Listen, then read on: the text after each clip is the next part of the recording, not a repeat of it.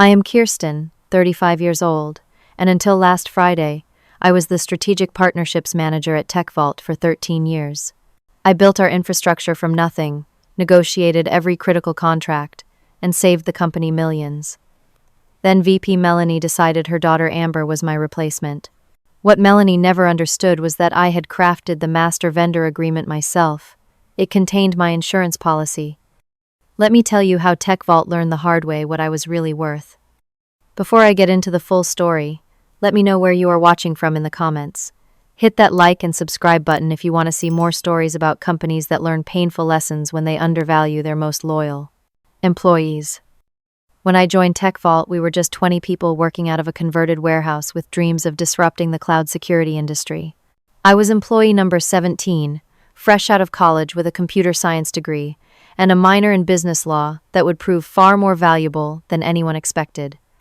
Douglas, our CEO and founder, was a technical genius, but admitted he lacked the patience for vendor negotiations and partnership details. Kirsten, I need someone who can translate tech requirements into bulletproof contracts, he told me during my interview. Someone who can build relationships with the right partners while protecting our interests. That became my mission. For the first 3 years, I worked 16-hour days building our vendor network from scratch. I negotiated favorable terms with hardware suppliers when we had barely any leverage. I secured data center space at rates that competitors envied.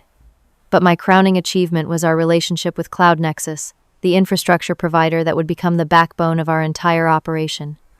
You have an unusual attention to detail, Martin, the Cloud Nexus account manager, told me after our third negotiation session.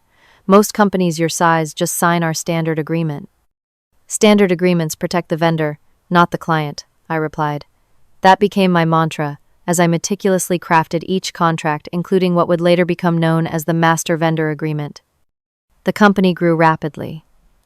By year 5, we had 200 employees, and our security solutions were being adopted by Fortune 500 companies. My department expanded to include 3 junior managers who handled day-to-day vendor relations, while I focused on strategic partnerships. That was when Melanie joined as our new vice president of operations. She came from a large competitor with slick corporate presentation skills and an MBA from an elite university. Douglas was impressed by her polished exterior and industry connections. I was less convinced. These contracts are unnecessarily complex, she said during our first review meeting. We should streamline these relationships. The complexity is what protects us, I explained. For example, our Cloud Nexus agreement includes priority service restoration guarantees that have saved us during 3 major outages. She waved her hand dismissively. That is what service-level agreements are for. Standard SLAs would have left us down for days. Our custom terms got us back online in hours. Melanie smiled tightly. Well, that was before my time. Moving forward, I want to review all contract negotiations. James, our IT director and one of my closest allies at TechVault, pulled me aside after that meeting. Watch your back with her, he warned. She has been asking a lot of questions about your department. I have nothing to hide, I said confidently. My work speaks for itself. Rachel from legal was another supporter who appreciated my attention to detail. Your contracts are a dream to review, she told me once. You think of contingencies I would never have considered. The crowning achievement of my early years was the Master Vendor Agreement with Cloud Nexus.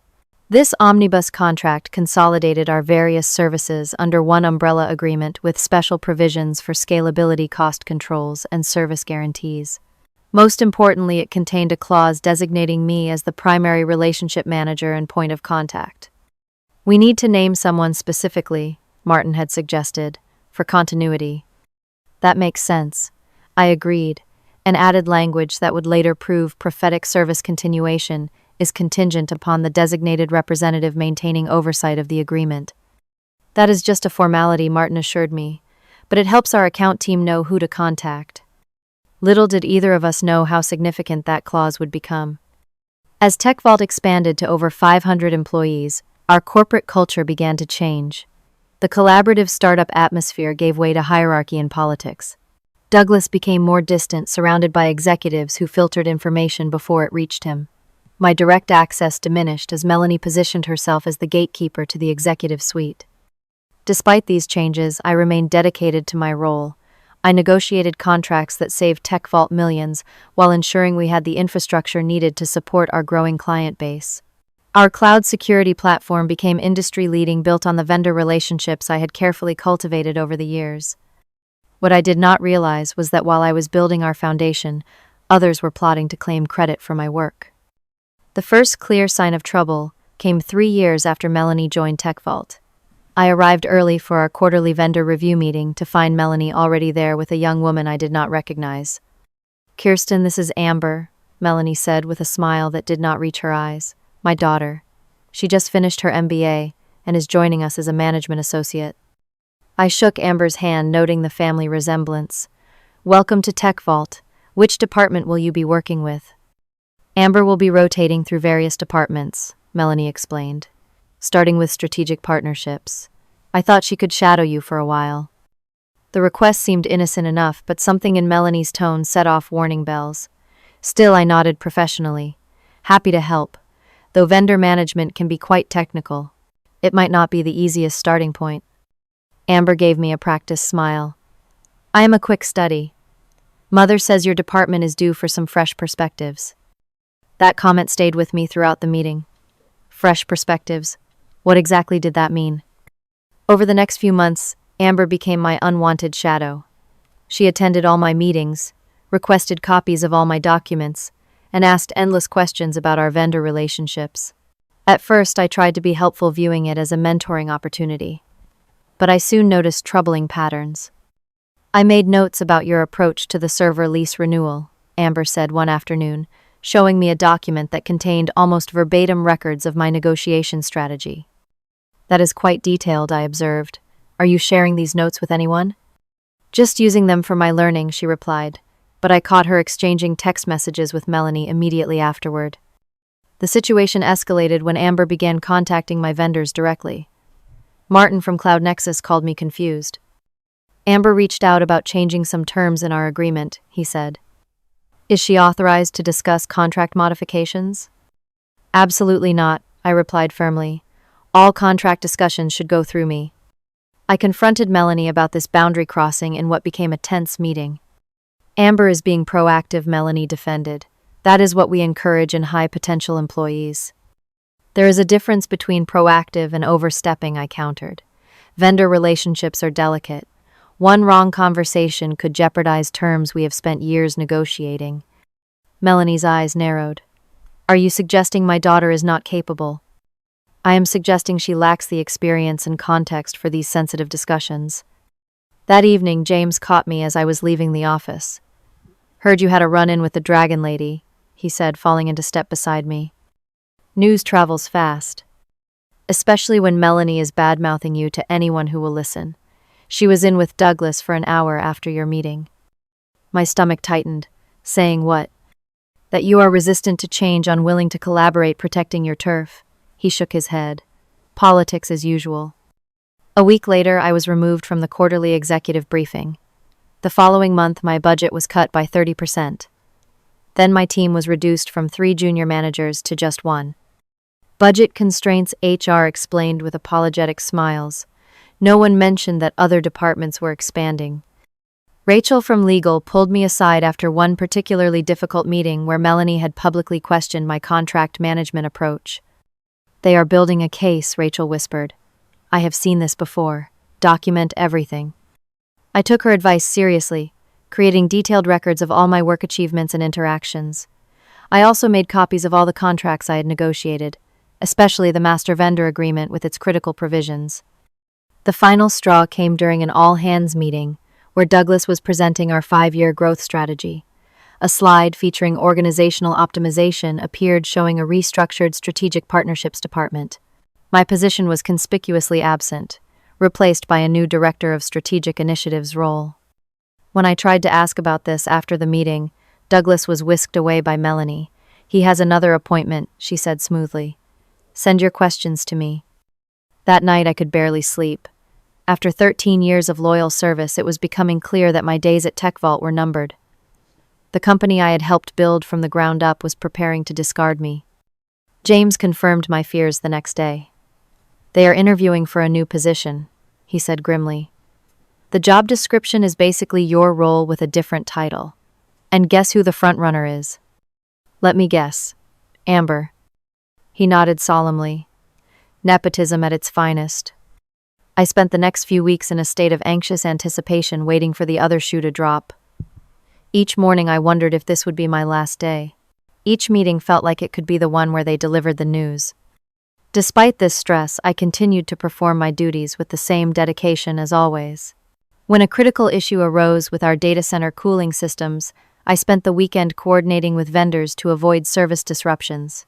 When contract renewals came due, I negotiated terms that saved the company hundreds of thousands of dollars. All the while, Amber continued shadowing me, taking notes, copying my files, and building relationships with my vendors. The trap was being set, and there was little I could do but watch it unfold. The email arrived on a Friday morning, deceptively ordinary, among the dozens of others flooding my inbox. Meeting request, HR conference room, 2:00 p.m. The sender was Patricia from Human Resources, with Melanie copied. No subject line, no explanation, but I knew instantly what it meant.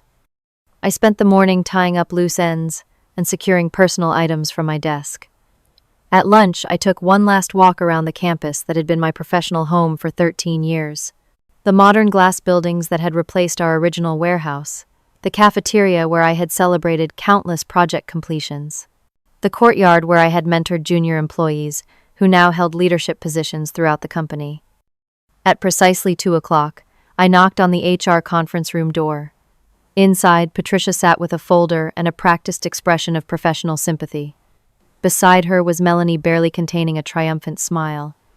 "Thank you for joining us, Kirsten." Patricia began with rehearsed formality. "As part of our ongoing organizational restructuring, we are making some changes to the Strategic Partnerships Department." I sat silently, refusing to make this easier for them. "Your position is being eliminated effective 2 weeks from today," she continued. "We are consolidating vendor management under a new director of strategic initiatives who will report directly to Melanie." "I see," I said calmly. "And who will be taking on this new role?" Melanie stepped in, unable to contain herself. "Amber has shown remarkable aptitude for strategic thinking. The executive team has been very impressed with her fresh ideas for vendor relationship management." "Your daughter," I stated flatly, "with 6 months of experience, most of it watching me work." Patricia shifted uncomfortably. "Amber has an excellent educational background and has demonstrated strong potential. And I have 13 years of proven results," I countered. "I built this department. I negotiated every major contract this company depends on. Which is why we need you for a smooth transition," Melanie said, her voice dripping with false concern. 2 weeks to hand over your vendor contacts and brief Amber on any outstanding issues. 2 weeks to transfer 13 years of knowledge and relationships." Melanie laughed dismissively.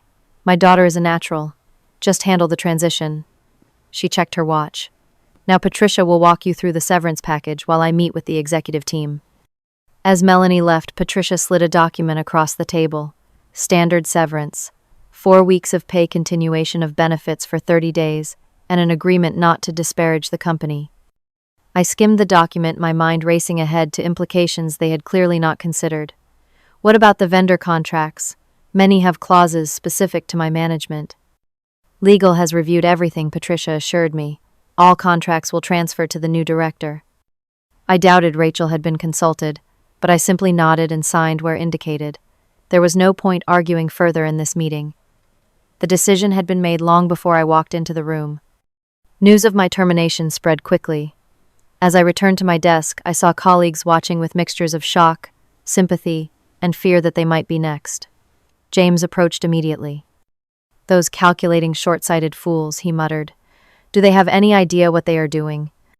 "Apparently Amber is a natural," I replied, unable to keep the bitterness from my voice.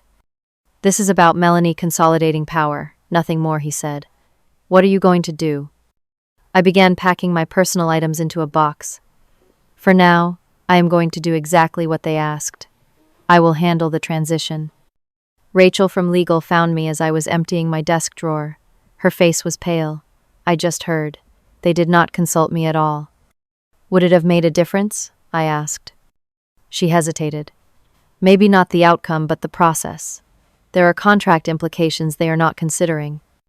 Like the designated representative clause in the Cloud Nexus agreement, I suggested quietly. Rachel's eyes widened slightly. Exactly like that. Have you reminded them? Not yet, I said. But I will make sure it is thoroughly documented in the transition materials. The weekend after that fateful Friday was a roller coaster of emotions. Rage at the injustice of being discarded after 13 years of loyalty. Grief for the loss of a career I had poured my heart into. Anxiety about financial security, despite my careful savings. Humiliation at being replaced by an inexperienced nepotism hire.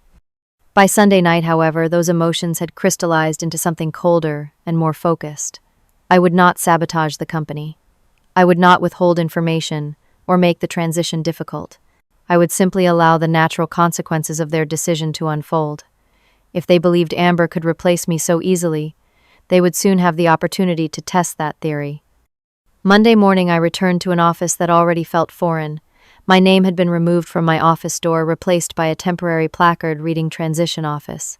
Inside, Amber was already seated at what had been my desk, scrolling through her phone. "Good morning," I said professionally, ready to begin the handover. She looked up with the confident smile of someone who believes they have already won. "Absolutely. Mother says I should focus on understanding the Cloud Nexus relationship first, since it is our most critical infrastructure provider." "That is a good place to start." I agreed, opening my laptop.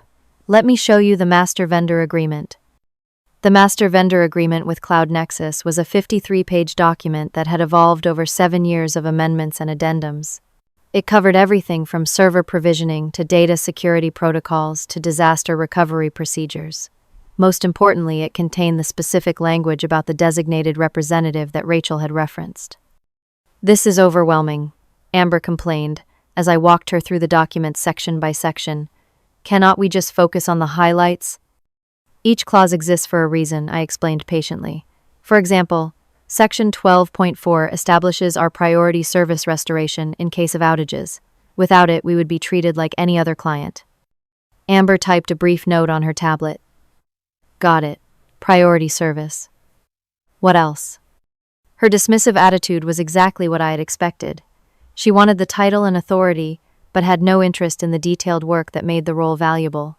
Still, I continued methodically ensuring that every explanation was documented in the transition materials. "Section 29.7 is particularly important," I said, turning to the page containing the designated representative clause. "It establishes continuity of service requirements." Amber barely glanced at it. "Sounds like standard contract language." "It specifies that I am named as the designated representative for managing the relationship," I pointed out. "It might need to be updated." She waved her hand dismissively. "Legal can handle that later." "What about the cost structures? Mother wants me to find opportunities for vendor consolidation." I suppressed a smile at her predictable priorities. "We can discuss that, but first let me walk you through the service level guarantees." Throughout that first day, I created meticulously detailed transition documents, carefully noting every vendor relationship, contact person, contract renewal date, and special provision. I was thorough to a fault, ensuring that no one could later claim I had withheld information or sabotaged the handover. James stopped by late in the afternoon, ostensibly to ask about a server upgrade, but really to check on me. "How is it going with the Wunderkind?" he asked quietly. "About as expected," I replied. "Lots of ambition, minimal patience for details." He shook his head. "Douglas has no idea what Melanie has orchestrated. He asked me yesterday why you were leaving, as if it had been your choice." That confirmed my suspicion that the CEO had been insulated from the reality of the situation. "Has he approved Amber's appointment?" "Rubber stamped it based on Melanie's recommendation," James said. "Barely looked at the org chart." The next few days followed the same pattern. I documented everything while Amber grew increasingly bored with the technical details of vendor management. She spent more time texting and taking personal calls than absorbing the information I was providing. "These contacts are gold," I told her, sharing the personal cell phone numbers of key account managers. "They will answer these numbers on weekends and after hours." "I will just go through the main service channels," she replied. "More professional that way." I did not bother explaining that in a crisis official channels were often overwhelmed. Instead, I added another note to my transition document: personal contact information, critical for emergency response. Midweek, I encountered Douglas in the hallway. For a moment, he seemed not to recognize me then. His eyes widened slightly. "Kirsten, I have been meaning to catch up with you. Melanie says you are moving on to new opportunities." So that was the narrative they had constructed. "Not exactly," I said carefully. "My position was eliminated in the restructuring." Confusion crossed his face. "Eliminated? I thought you were leading the new strategic initiatives team." Before I could respond, Melanie appeared as if summoned by the conversation. "Douglas, we need you for the investor call," she interrupted smoothly. "It starts in 5 minutes." As she guided him away, she shot me a warning glance over her shoulder. The message was clear: do not upset the carefully constructed story. Rachel visited me on Thursday, closing the door to my transition office. "Have you explained the designated representative clause to Amber?" she asked without preamble. I pointed it out, I confirmed. She did not seem concerned. Rachel looked troubled. I tried to raise it with Melanie, but she shut me down, said it was a minor technicality that could be amended later. "And what do you think?" "I think it is a ticking time bomb," Rachel admitted. "Cloud Nexus takes their contracts very seriously. If there is a breach of terms—" I nodded. "Then I guess someone should make sure the clause is very clearly documented in the transition materials." "Someone definitely should," Rachel agreed, a glimmer of understanding in her eyes. On Friday, my final day, I completed the comprehensive transition document, a 120-page guide to every aspect of strategic partnership management at TechVault. I printed a copy and placed it on what would soon be Amber's desk with the Cloud Nexus Master Vendor Agreement on top, Section 29.7 highlighted in yellow. Melanie stopped by as I was collecting my last personal items. "All finished then?" she asked, barely concealing her satisfaction. "Everything is documented and transitioned," I confirmed. I highlighted some critical contract provisions that might need attention. "I am sure Amber can handle it," she said dismissively. "She has a fresh perspective on vendor management." I nodded. Experience is certainly one approach. Fresh perspective is another. As I walked out of TechVault for the last time, I felt a strange mixture of emotions. Sadness for the end of a significant chapter in my life. Anger at the injustice of how it had ended. But also a quiet certainty that this story was not yet over. James walked me to my car. "This is wrong," he said simply. "It is what it is," I replied. "Corporations make decisions based on politics rather than value all the time." "What will you do now?" I smiled slightly. "Take some time off. Wait for my phone to ring." "You think it will?" "I know it will," I said with certainty. "The only question is how long it takes." Monday morning felt strange. For the first time in 13 years, I did not have to rush through my morning routine to get to the office. I enjoyed a leisurely breakfast, caught up on personal emails, and took a long walk in the park near my apartment. There was a certain freedom in being unexpectedly untethered from my career, though the circumstances still stung. Around 11 o'clock, my phone buzzed with a text from James Systems going down. Lots of confusion. What is happening with Cloud Nexus? I put my phone aside without responding. By noon, I had 3 more messages from different TechVault employees, all asking variations of the same question. At 1 o'clock, Rachel called. "Kirsten, the Cloud Nexus services are terminating one by one," she said without greeting. "No one can figure out why. Amber is in a complete panic." "Have they checked the master vendor agreement?" I asked calmly. "That is why I am calling you," Rachel admitted. "I cannot find my copy, and the electronic version in our system is missing. Section 29. "How unfortunate," I said. "Good thing I left a complete printed copy on Amber's desk." There was a pause before Rachel continued. "Douglas has called an emergency meeting. The entire cloud platform is going dark. Our clients are screaming." "That sounds stressful," I commented. "Kirsten." Rachel hesitated.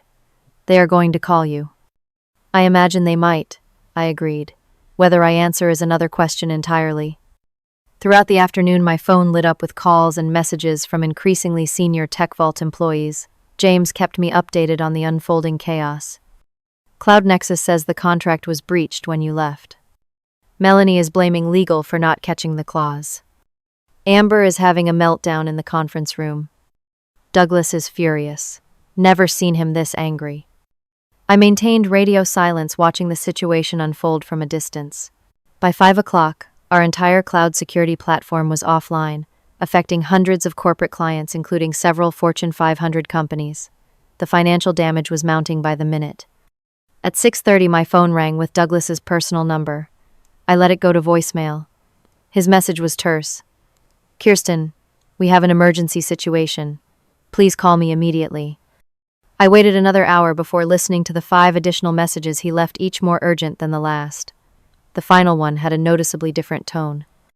"Kirsten, this is Douglas. I need to apologize for how things were handled. We have a serious situation with Cloud Nexus that requires your expertise. Please call me back. We are prepared to offer you a consulting arrangement at whatever rate you consider fair." By Tuesday morning, TechVault had been offline for nearly 24 hours. The stock price had dropped 15% in pre-market trading. Social media was filled with complaints from clients unable to access their security systems. Technology news sites were running stories about the TechVault meltdown. Only then did I return Douglas's call. "Thank you for calling back," he said, the relief evident in his voice. "We have a situation." "So I have heard," I replied neutrally. "Cloud Nexus has terminated all services, citing a breach of contract. Something about a designated representative clause. They will not even discuss restoration until we resolve the contract issue." Section 29.7, I confirmed. It specifies that I am the designated representative for managing the relationship. There was a long pause.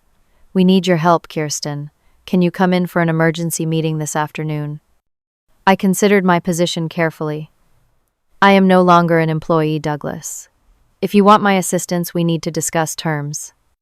"Name your price," he said without hesitation. "We are losing millions every hour we are offline." "My consulting rate is $3,000 per hour with a minimum engagement of 20 hours, I said, having prepared this figure in advance. "Plus, I will need full authority to communicate with Cloud Nexus on TechVault's behalf." "Done," he agreed immediately. "Can you be here at 2? "I will see you then," I said, ending the call. I spent the morning reviewing my notes on the Cloud Nexus relationship and considering what approach would most quickly restore services. While I had not orchestrated this situation, I was determined to resolve it professionally now that I had been engaged to do so. At precisely 2 o'clock, I walked through the main entrance of TechVault headquarters. The receptionist, who had bid me farewell just days earlier, looked shocked to see me. "Miss Kirsten, they are waiting for you in the executive conference room." As I made my way through the familiar hallways, employees stopped to stare. Some looked relieved, others confused. James gave me a subtle thumbs up as I passed the IT department. The scene in the executive conference room was exactly as I had imagined. Douglas sat at the head of the table looking exhausted. Melanie was frantically typing on her laptop, while simultaneously arguing on the phone. Amber was red-eyed and silent in the corner. Rachel from legal was reviewing documents with several of her team members. Various other executives were engaged in tense discussions around the table. The room fell silent as I entered. Douglas stood immediately. "Kirsten, thank you for coming. We have a critical situation." "So I understand," I replied calmly, taking the seat he indicated. He gestured to a document on the table. "The Master Vendor Agreement with Cloud Nexus. Specifically Section 29.7. I picked up the document, already familiar with its contents. Service continuation is contingent upon the designated representative, Kirsten, last name, maintaining oversight of the agreement. Any change to this designation must be approved in writing by Cloud Nexus senior management prior to implementation. This single clause has brought down our entire platform." Douglas said, his hand shaking slightly as he pointed to the text. "Cloud Nexus is citing it as the reason for service termination." Melanie interjected, unable to contain herself. "This is ridiculous. A simple technicality should not allow them to shut down mission-critical services." I turned to her with professional detachment. This clause was specifically negotiated to ensure relationship continuity. Cloud Nexus made significant price concessions in exchange for this stability guarantee. "You should have made this clearer during the transition," she accused. "It was highlighted in the transition document," I replied evenly. Page 76, with a specific note about the need for written approval from Cloud Nexus before any change in representation. Douglas intervened before Melanie could respond. "The question is not how we got here, but how we fix it. Kirsten, can you help us restore service? I believe so, I said. I will need to contact Martin at Cloud Nexus immediately, and I will need written authority to negotiate on TechVault's behalf. Whatever you need, Douglas agreed, sliding a document toward me. We have already drafted a consulting agreement with the terms you specified. I reviewed the agreement carefully before signing. $3,000 per hour full authority to represent TechVault, and no restrictive clauses about future employment. Precisely what I had requested. I will need a private office to make these calls, I said, standing. And I will need Amber to join me. She needs to understand how we resolve this situation. Amber looked up surprised and apprehensive. Melanie started to object, but Douglas cut her off. Amber, go with Kirsten. Learn everything you can. As we left the conference room, I heard Douglas address the remaining executives. Let this be a lesson to all of us about the value of institutional knowledge and the danger of hasty reorganizations. It was small vindication, but vindication nonetheless. In the privacy of a small conference room, I called Martin at Cloud Nexus, using his personal cell number, one of those gold contacts Amber had dismissed as unnecessary. Kirsten, he answered immediately. I have been hoping you would call. This situation is unfortunate. It is indeed, I agreed. I understand services have been terminated due to Section 29.7. Correct. When we received notification of your departure without an approved replacement, our legal department flagged it as a contract breach. The system automatically began service termination protocols. Beside me, Amber shifted uncomfortably. I had placed the call on speaker so she could hear exactly how these high-level relationships worked. I am calling as an authorized representative of TechVault, I explained. I have been engaged as a consultant to resolve this situation. That is good to hear, Martin said, but it does not address the underlying contract issue. I understand. I am prepared to discuss several options for moving forward. Over the next hour, I negotiated with Martin, while Amber watched in silence. We discussed contract amendments, service restoration timelines, and compensation for the disruption.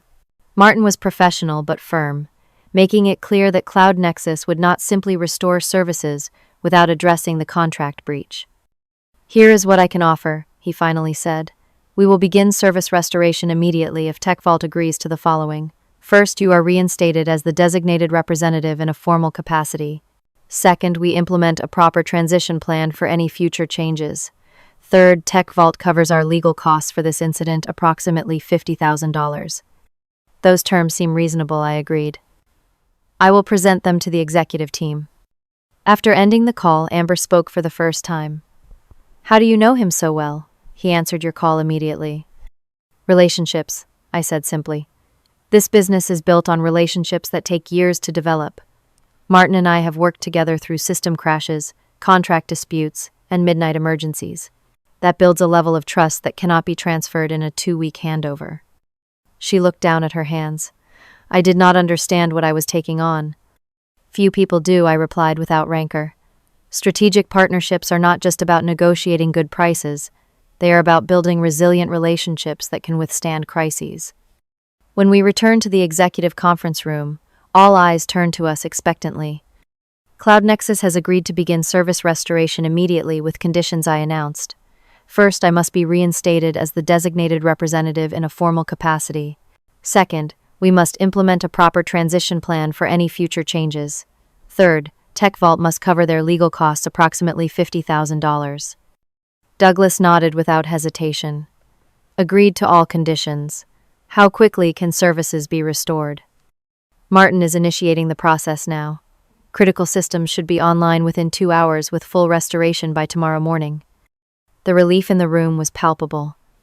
Executives who had been bracing for days or weeks of disruption now saw a path to resolution. Melanie, however, was not satisfied. This is extortion, she protested. They are forcing us to rehire someone by holding our services hostage. I turned to her calmly. They are enforcing a contract that TechVault signed and agreed to. The clause was transparent, and I highlighted it during the transition. A clause that conveniently names you specifically, she shot back. A clause that you and Amber dismissed. As a minor technicality, I corrected, despite clear warnings from both myself and legal. Douglas interrupted what was becoming a heated exchange. Enough. The priority is restoring service to our clients. Kirsten, what role are you willing to consider going forward? All eyes in the room turned to me. This was the moment I had anticipated, the leverage point that would allow me to reshape my relationship with TechVault. I am willing to return under the following conditions, I said confidently. First, I want the title of Chief Strategic Officer with a seat on the executive board. Second, my compensation will be triple my previous salary plus stock options. Third, I will build and lead a strategic partnerships division with full autonomy over hiring and vendor relationships. Douglas barely hesitated. The title and compensation are not issues. Board seat will require shareholder approval, but I will support it. Anything else? I glanced briefly at Melanie before continuing. Yes. A clear reporting structure that ensures political considerations do not override strategic decisions. I report directly to you, not through operations. The implication was clear. Melanie's ability to interfere with my department would be severely limited. Agreed, Douglas said firmly. Legal will draft the necessary documents today. Melanie stood abruptly. This is outrageous. You cannot allow a single employee to dictate terms like this.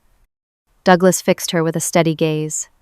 A single employee just saved us from a disaster that happened on your watch, Melanie. We will discuss your role in this situation separately.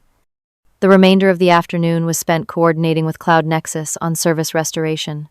I worked directly with their technical team, prioritizing systems based on client impact. By 6 o'clock, our core security services were back online. By 9, most client systems were functioning normally. Throughout this process, Amber shadowed me quietly, observing how I navigated the crisis. When we finally took a break for coffee, she approached me hesitantly. I owe you an apology, she said, looking genuinely contrite. I was arrogant and dismissive. I thought this job was about status, not substance. It is a common misconception, I replied, softening slightly. Strategic partnerships look simple from the outside, but are incredibly complex in practice. Would you, she hesitated, would you be willing to actually teach me? Not a rush 2-week handover, but real mentorship. I considered her request carefully. The easy response would be rejection, but that would only perpetuate the cycle of organizational dysfunction. On one condition, I finally said, you earn your position through merit, not connection. That means starting in a junior role and working your way up based on performance. She nodded slowly. That is fair. More than fair, considering everything. The next morning, Martin from Cloud Nexus confirmed that all services had been fully restored. The crisis had cost TechVault an estimated $8 million in lost revenue, emergency response costs, and client compensation. The stock price had stabilized but remained below pre-incident levels. Douglas called me into his office to discuss next steps. The board has approved your appointment as Chief Strategic Officer, he said, sliding a contract across his desk. All the terms you requested are included. As I reviewed the document, he continued reflectively. This situation has been a wake-up call for me, Kirsten. I lost touch with what was happening in my own company. I allowed politics to override good business decisions. It happens in growing companies, I acknowledged. The challenge is recognizing and correcting course. What about Melanie? He asked directly. That is your decision, I replied. But if you want my professional opinion, anyone who places personal advancement above company interests is a liability, regardless of their title. He nodded thoughtfully. And Amber. She has potential, if properly guided. I have agreed to mentor her starting in a junior position where she can learn the business properly. That is generous considering the circumstances. I signed the contract and handed it back to him. This was never about revenge, Douglas. It was about proper recognition of value. Now we have the opportunity to build something better. By the end of the week, Melanie had been removed as VP of Operations, taking an opportunity with another company. The official explanation cited strategic differences, but everyone understood the real reason. Her parting shot was an email to the executive team warning them about giving me too much power. No one paid it any attention. 6 months after the Cloud Nexus crisis, TechVault had undergone a remarkable transformation. As Chief Strategic Officer with a seat on the executive board, I led a comprehensive review of all vendor relationships and contracts. We implemented new protocols for knowledge management and succession planning to ensure no single person became an irreplaceable linchpin. The goal is not to make anyone indispensable, I explained during an executive retreat.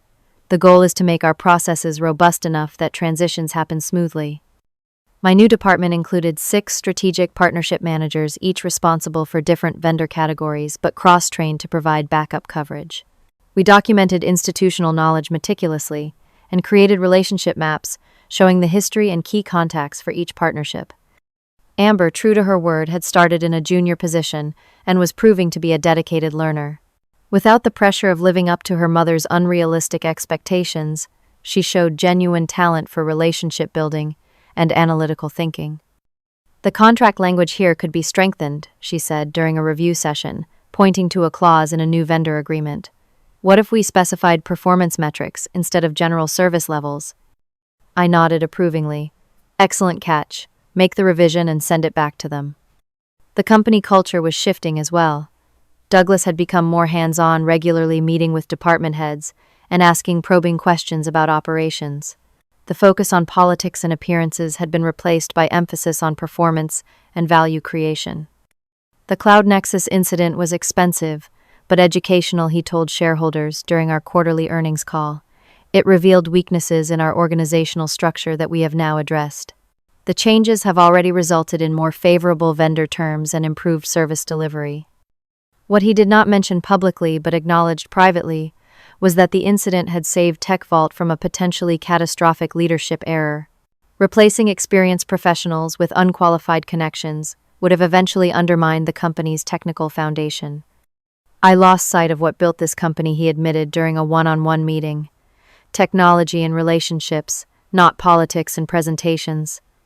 For me personally, the experience had been transformative as well. The betrayal and subsequent vindication had given me a new perspective on professional value. I no longer tied my worth to a single company or role. I had proven my expertise in the most definitive way possible and earned recognition that would follow me throughout my career. Perhaps most satisfying was watching those who had dismissed my contributions come to understand their true value. From the board members who had rubber-stamped my termination to the executives who had remained silent during Melanie's power play, there was a new appreciation for the complex web of relationships and agreements that underpinned our business. One afternoon, almost exactly a year after the Cloud Nexus crisis, Martin visited our offices to discuss contract renewal. "You have built something impressive here," he observed, as I showed him our new strategic partnerships department. The documentation, the cross-training, the relationship management protocols. We learned some valuable lessons, I acknowledged. Sometimes disruption is necessary for progress. He smiled knowingly. "I never told you this, but when we heard about your departure, several people in our organization immediately flagged it as a problem. Not just because of the contract clause, but because you were the one person at TechVault who truly understood the relationship." "That is the thing about strategic partnerships," I replied. "They are not just agreements between companies. They are connections between people." As Martin left, Amber approached with the final draft of our renewed Cloud Nexus agreement. The contract included improved terms, stronger service guarantees, and more favorable pricing. Most importantly, it named our department, not a specific individual, as the relationship manager. "No more single points of failure," she noted, having fully embraced our new philosophy. "Exactly," I agreed. "We build systems that survive any individual transition." That evening, as I prepared to leave the office, Douglas stopped by my door. "I just reviewed the quarterly numbers. Strategic Partnerships has reduced our vendor costs by 12% while improving service levels. The board is impressed." "It is about leveraging relationships properly," I explained. "When vendors see us as partners rather than just customers, everyone benefits." He nodded thoughtfully. "You know, when all this happened, I expected you to be angry, vindictive even. I would not have blamed you. Instead, you rebuilt the department better than before." "Revenge is short-sighted," I said. "Building something valuable is much more satisfying in the long run." As I drove home that night, I reflected on the journey of the past year. The betrayal had been painful, but the outcome had exceeded anything I could have orchestrated intentionally. I had not only reclaimed my position, but elevated it. I had not only proven my value, but institutionalized it in company policy. Most importantly, I had learned that sometimes the most effective response to disrespect is not anger or retribution, but simply allowing natural consequences to unfold. TechVault had learned an $8 million lesson about the true value of strategic relationships and institutional knowledge. It was a lesson they would not soon forget. Have you ever been undervalued at work and then had your true worth recognized later? Share your experience in the comments below. If this story resonated with you, please hit the like button and subscribe to hear more tales of workplace justice. Remember, sometimes your greatest professional triumph comes after your most painful setback.